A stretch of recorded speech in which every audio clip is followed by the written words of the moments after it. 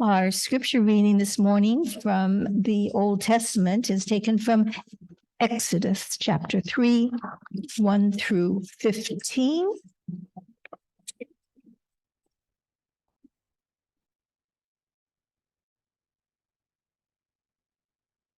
Moses was keeping the flock of his father-in-law Jethro, the priest of Midian. He led his flock beyond the wilderness and came to Mount Horeb, the mountain of God. There the angel of the Lord appeared to him in a flame of fire out of a bush. He looked, and the bush was blazing, yet it was not consumed.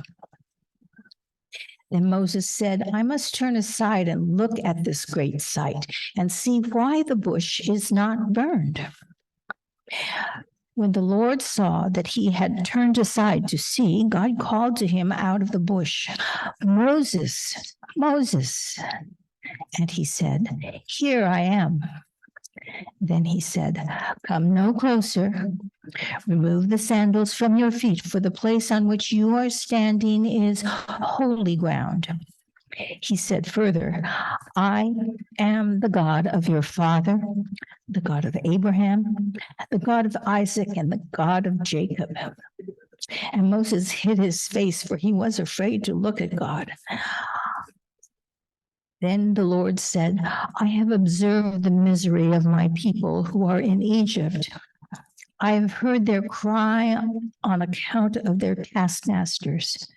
Indeed, I know their sufferings, and I have come down to deliver them from the Egyptians and to bring them out of the land to a good and spacious land, to a land flowing with milk and honey, to the country of the Canaanites, the Hittites, the Amorites, the Perizzites, the Hittites, and the Jebusites.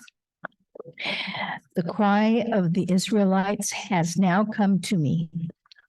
I have also seen how the Egyptians oppress them. Now go.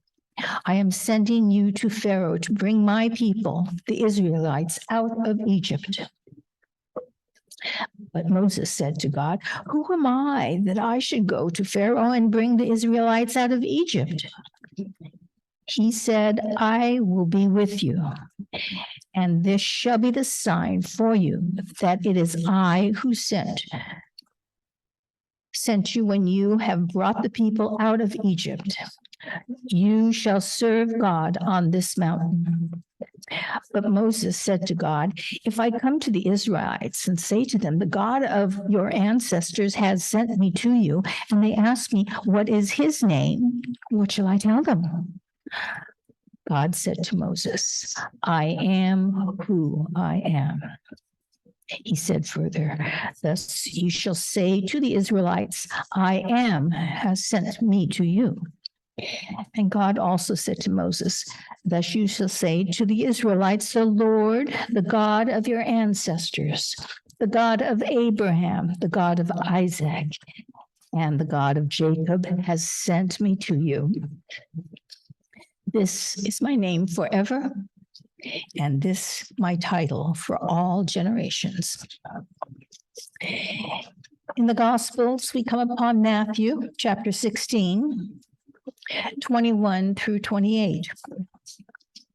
From that time on, Jesus began to show his disciples that he must go to Jerusalem and undergo great suffering at the hands of the elders and chief priests and scribes, and be killed, and on the third day be raised. And Peter took him aside and began to rebuke him, saying, God forbid, Lord, this must not happen to you. But he turned and said to Peter, Get behind me, Satan. You are a hindrance to me, for you are setting your mind and not the divine things, but on human things. Then Jesus told,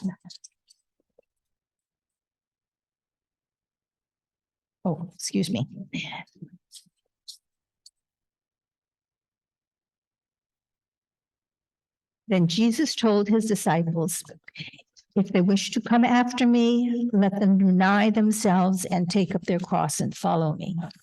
For those who want to save their life will lose it, and those who lose their life for my sake will find it.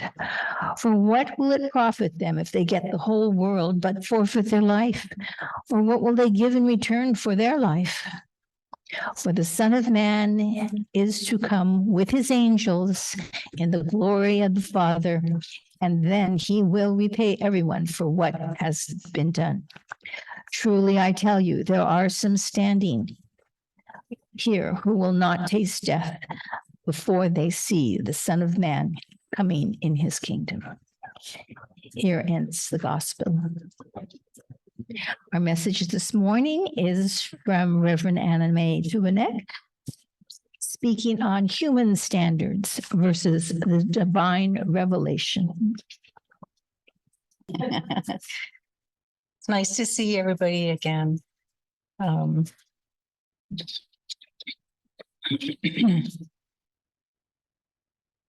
we think about today's story, it's rather interesting considering what just happened in a few verses before this reading.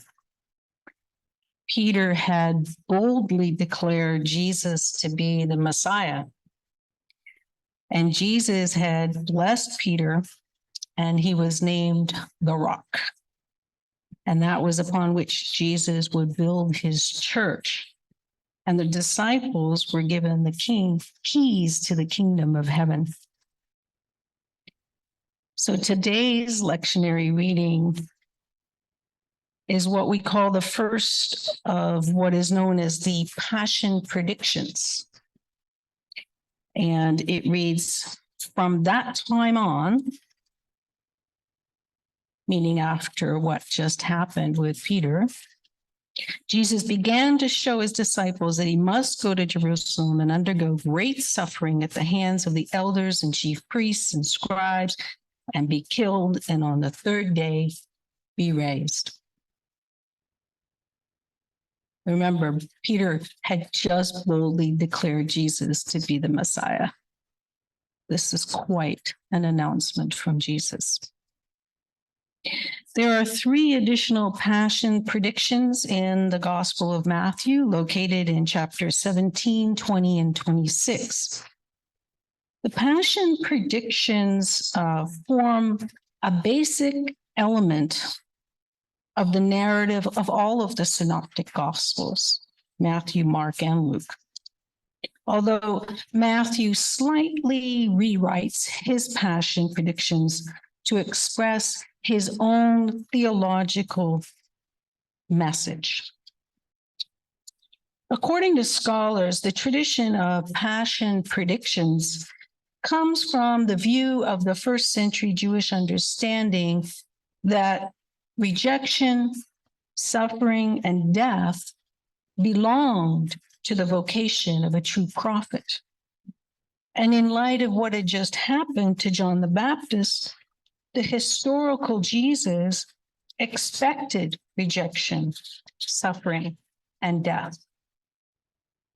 His imminent eschatological hope provided the theological framework for his conviction that God would vindicate him and his ministry in the near future with the arrival of the eschatological kingdom.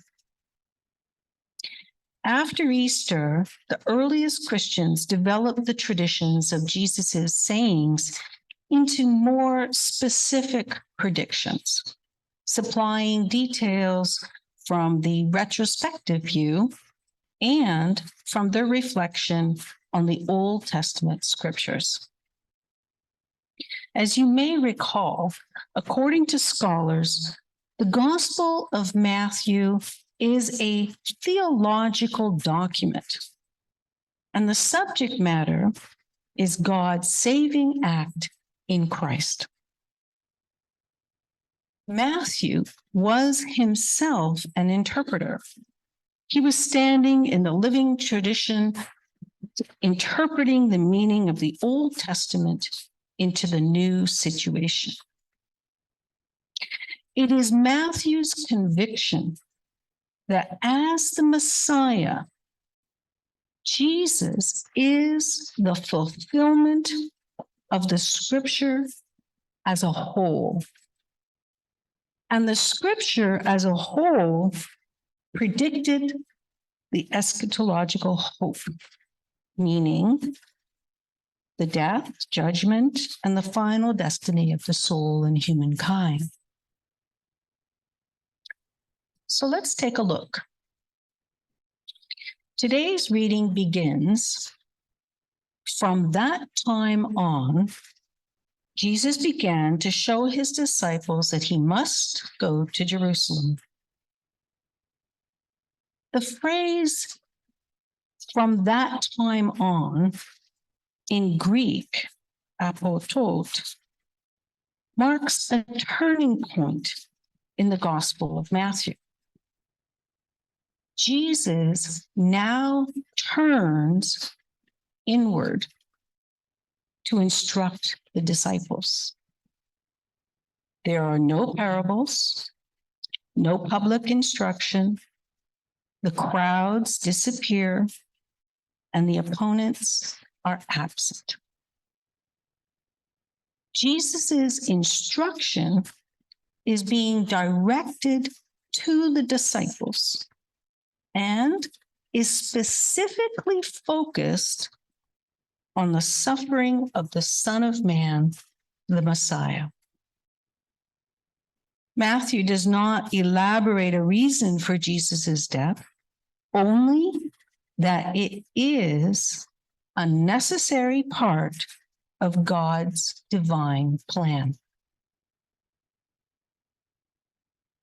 Notice Matthew uses the Greek word "di," which means must. Jesus began to show his disciples that he must go to Jerusalem. For Matthew, using this word "must" means God's will as revealed in Scripture. It is the same word used in the book of Revelation, chapter 1, verse 1. The revelation from Jesus Christ, which God gave him to show his servants what must soon take place. And also alluding to the Old Testament in the book of Daniel, chapter 2. There is a God in heaven who reveals mysteries.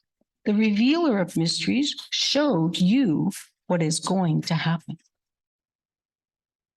So, Jesus must go to Jerusalem and undergo great suffering at the hands of the elders and chief priests and scribes, and be killed, and on the third day be raised. By placing a single definitive article, the word "the," Matthew joins the elders, the high priests, and the scribes into one group, representing the united front of the Jewish leadership, meaning not the Jewish people as a whole, but their leadership are held responsible for Jesus's coming death. From that time on, Jesus began to show his disciples that he must go to Jerusalem and undergo great suffering at the hands of the elders and chief priests and scribes, and be killed, and on the third day be raised. Notice that Matthew utilizes the passive voice for the verbs "be killed" and "be raised" to express more clearly his theological message. Jesus does not die, but is both killed by human beings and delivered over to death by God. Jesus does not rise on his own, but is raised by God. In other words, Matthew utilizes the passive voice to clearly articulate that Jesus' resurrection is the act of God. This passive voice, combined with the phrase "on the third day," represents the allusion to the Old Testament scriptures from the book of Hosea, chapter 6, that reads, "Come, let us return to the Lord. He has torn us to pieces, but he will heal us. He has injured us, but he will bind up our wounds. After 2 days, he will revive us. And on the third day, he will restore us, and we may live in his presence." While reflection on the book of Hosea originally meant metaphorically the resurrection of Israel, Matthew utilizes this allusion to show that the Hebrew scriptures are being fulfilled in the resurrection of Jesus Christ. Of course, Peter objects to the passion prediction. And Peter took him aside and began to rebuke him, saying, "God forbid it, Lord. This must never happen to you." There is some scholarly debate on the exact translation of the Greek word for the phrase "took him aside." Peter's actual words, literally translated, say, "May God show mercy to you, Lord. This will not happen to you." They could be interpreted as a conventional "God forbid" in the sense of "may it not happen," but can also represent a real prayer. Peter's objection is understandable. Remember, Jesus is not speaking in metaphors here.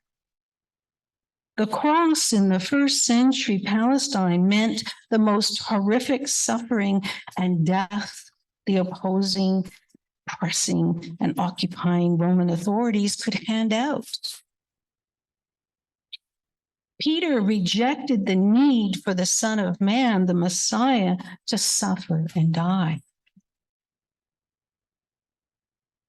Peter is focused on a theology of success for the Son of Man, the Messiah, and believes that he is representing God's will when expressing it in the prayer, "May God show you mercy to you, Lord Jesus. This will not happen to you." Jesus' counter response is to call Peter to renewed and deeper discipleship. But he turned and he said to Peter, "Get behind me, Satan. You are a stumbling block to me, for you are setting your mind not on divine things, but on human things." For Matthew and his readers, and for us today, we're all very familiar with the name and character of Satan, both from the Old and New Testament. Satan in the Bible is the tempter.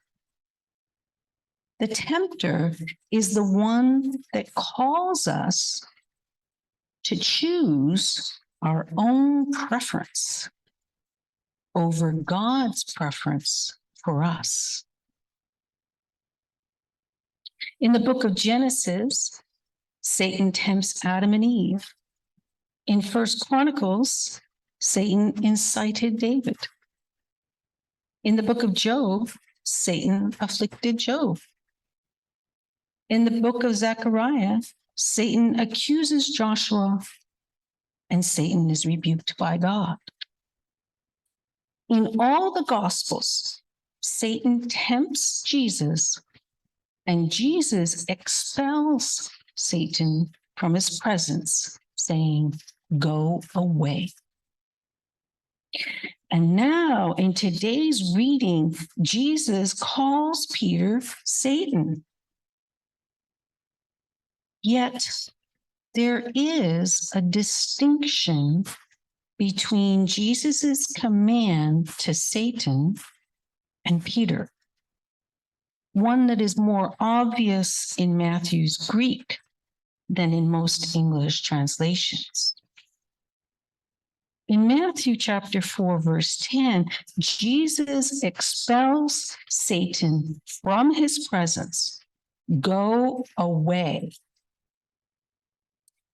But to Peter, Jesus adds words that remind him of his place as a disciple.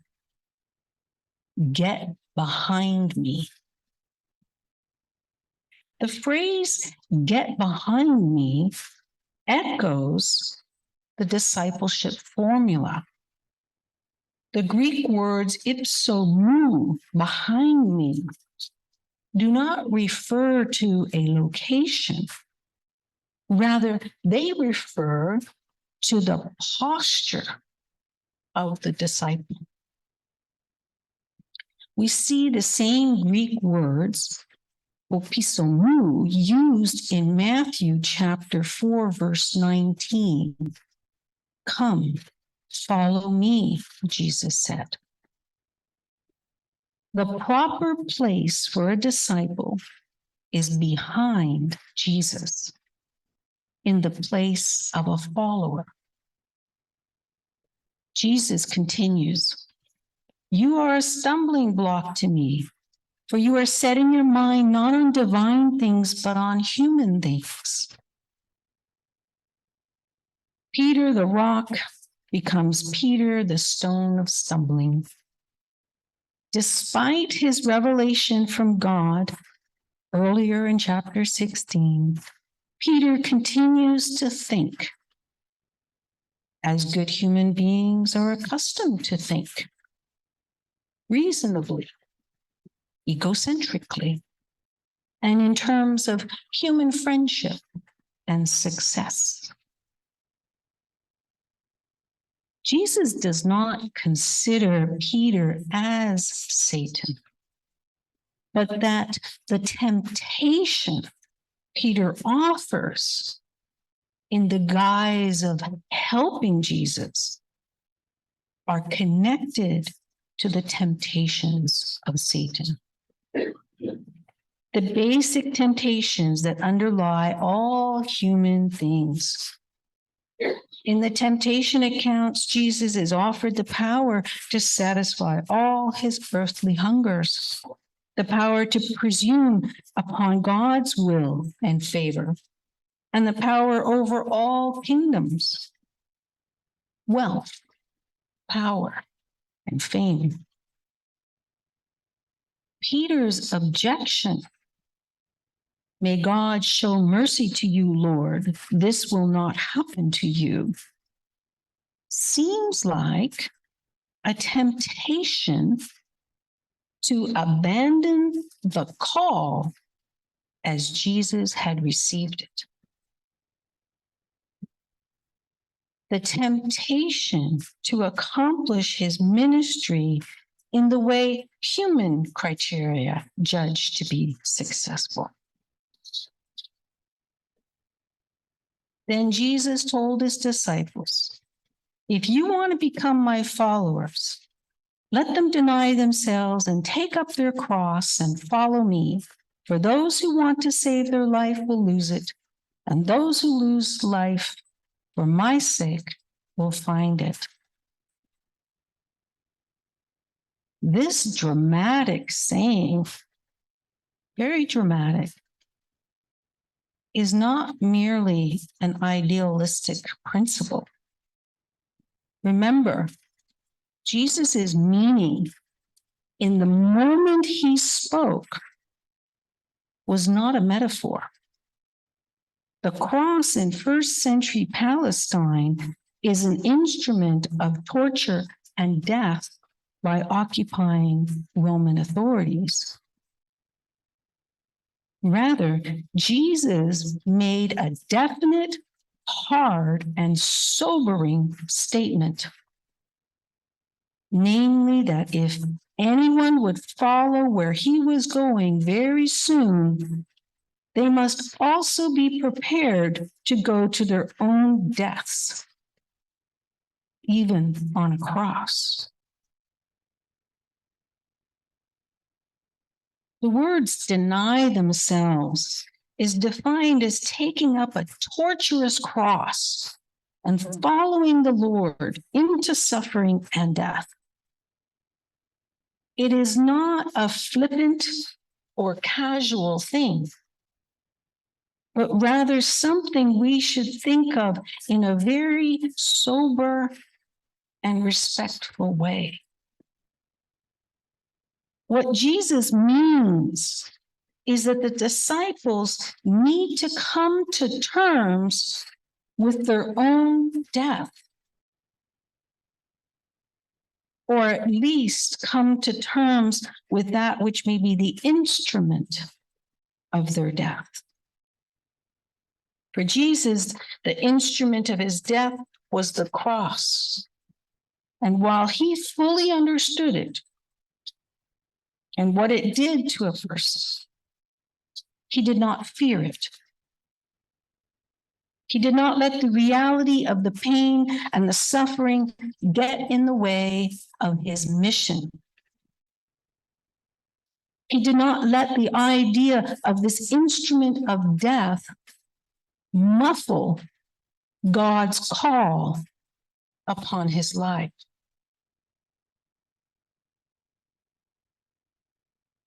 Matthew is making an important theological claim about Jesus. His death occurred as part of God's plan of salvation. While the narrative function of the prediction passion announcement is to prepare the disciples, their theological purpose is to assure the readers, first, that Jesus' violent death is not a meaningless accident of history, but is part of God's plan. And second, that Jesus was not a hapless victim, but a knowing and willing partner in the divine strategy.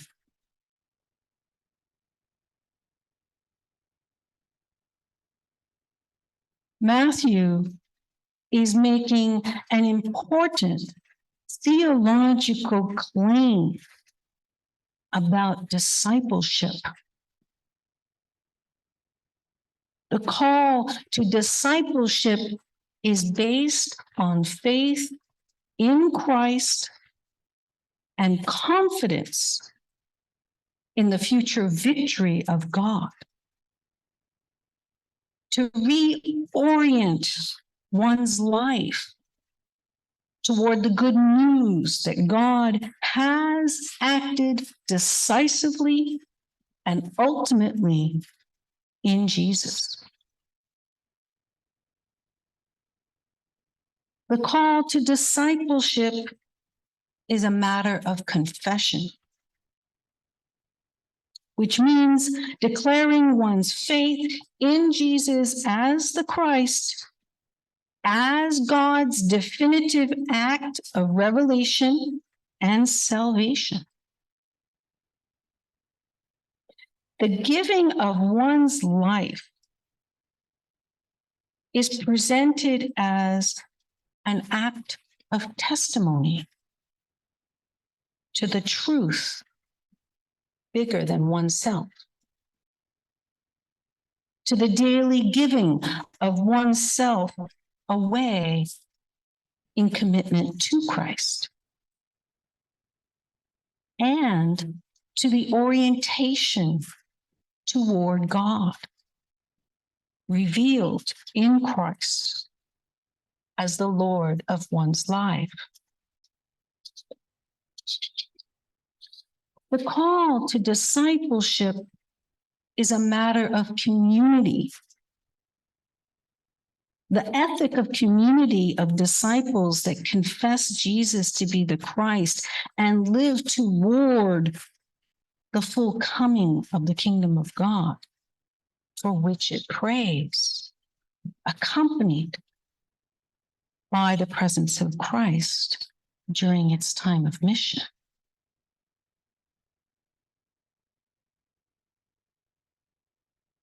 The meaning of discipleship is learned along the way. The disciples in this story have been disciples for some time, called personally by Jesus in chapters 4, 9, and 10. Jesus conferring his authority and power on the disciples, sent by Jesus to preach and heal in chapter 10. They now learn the meaning and cost of discipleship. Jesus' mission is to inaugurate an alternative kingdom, a radically different way of exercising rulership and authority. Jesus' announcement of the Son of Man's, the Messiah's own way to the cross, is the way the disciples must follow. Because Christology and discipleship are inseparable. Amen.